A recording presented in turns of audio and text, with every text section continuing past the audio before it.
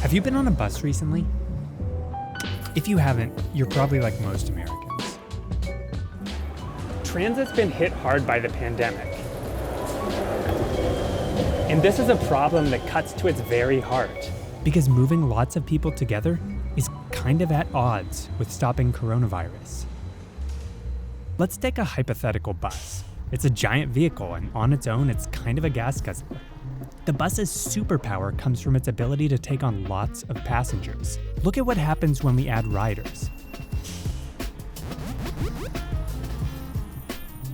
At less than a quarter capacity, it's on par with a fuel-efficient car. And when we fill up the bus, its gas mileage is better than the most fuel-efficient car on the market. This is like the dream scenario for transit. And then the pandemic happened. And public transit's dream was seen as a nightmare for COVID-19 prevention. I mean, look, this is the opposite of social distancing.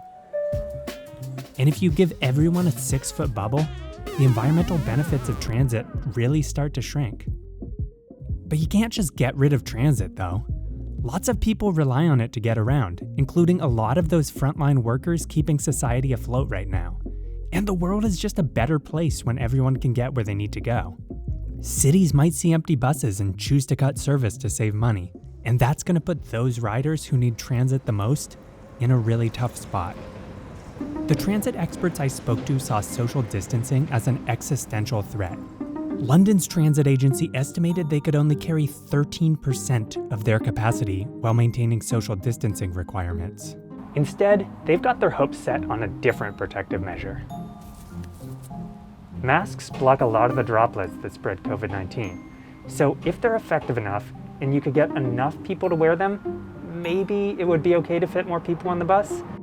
I called up an expert, Ali Mokdad, a University of Washington scientist who works on a COVID forecasting model. So masks, from what we know, will reduce transmission by 40%. And it goes beyond that too. Fewer sick people means fewer people to spread the virus, which means fewer sick people. You get the point. So by the fall, universal mask use could save tens of thousands of lives. So a bus ride right here, in this scenario, would be a lot safer. But is that enough to fill buses again? Right now, Mokdad's not so sure. Quite honestly, when it comes to transit, to go back to the old way of us, being packed in a bus or being packed in a train, I doubt this is a sound or wise decision at this time. For now, transit agencies are left with a dilemma. Transit has its risks, but a world without it has serious consequences too. Masks make buses safer, but packed buses make it riskier. The answers aren't clear. Transit is a powerful tool for solving climate change. But first, it's going to have to survive until we solve the pandemic.